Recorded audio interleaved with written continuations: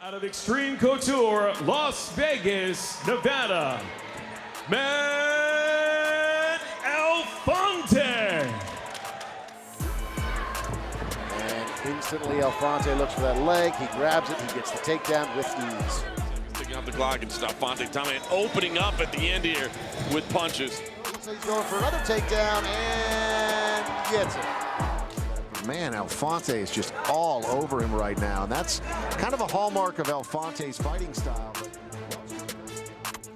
My name is Matt Alfonte. I am in between an MMA fighter and a wrestling/MMA coach. For the last few years, I've been training at Extreme Couture in Vegas, and just a whole lot of work there. My first inspiration was actually in WWE because I watched this wrestler named Kurt Angle. That really resonated with me, like that level of toughness, and just growing up with like my dad coming up from the Philippines and just like the toughness that he kind of brought me up with. Had my first fight during college, and during college I was like, oh, this is a lot of fun, you know, I got my win and stuff, and originally it was like one and done, and then afterwards it was like, okay, I'm gonna get another one in, won that one, and then I was like, okay, you know what, I'm just gonna do this until I lose.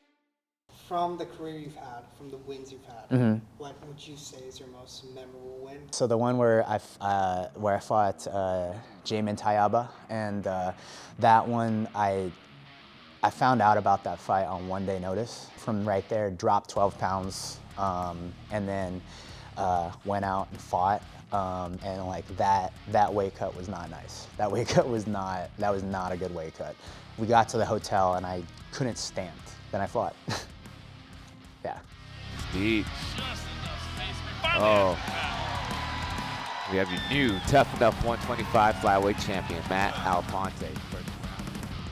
The way I break it up is we have skill work, we have strength and conditioning work, we have nutrition coaching, and then we also have sleep, stress, and recovery. I saw that I could provide some type of value to someone I care about, and I kind of took the reins and I said, hey Matt, I think I can help you a lot. Are you interested in this? And he said, absolutely. I have to say that Matt is a rock star. He's like one of the people that you agree that this is what's going to be best for him. A good example of this might be a practice or a skill or a habit that he has to form. It's very rare that somebody can just create a new version of themselves right away. And I think that's what Matt does really, really well, is he has a relentless, he pursues his habits relentlessly.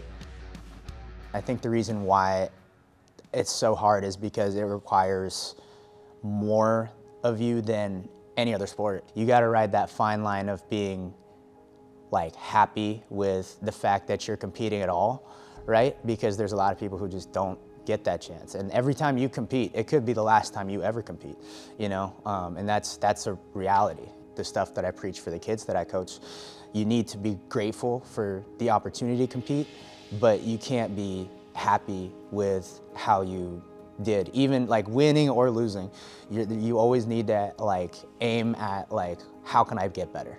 There's something about like guiding a kid to win and guiding a kid to be better that is like different. And I can't explain it. The same buttons that you have to push to make them better at wrestling, those are the same buttons you have to push to make them a better person. They all have a unique style about them and different things that make them good. And they're all really easy to work with. They're all really, really easy to work with, but you have to work with them differently. If I'm going to tell them to do something, then I have to do it too. Right? And I can't tell them that like, oh, you got to get 8 hours of sleep, and I'm not getting 8 hours of sleep. You know what I mean? I can't tell them, you know, be grateful for the opportunity to compete and don't like, you know, punch yourself over losses when I'm doing that sort of stuff. You know, don't do that stuff. You know, like I need to be the example, and I find that the best leaders are the people that do what they tell their people to do. I literally think God made me to be involved in this sport. Like I'm convinced at this point that he wants me doing this.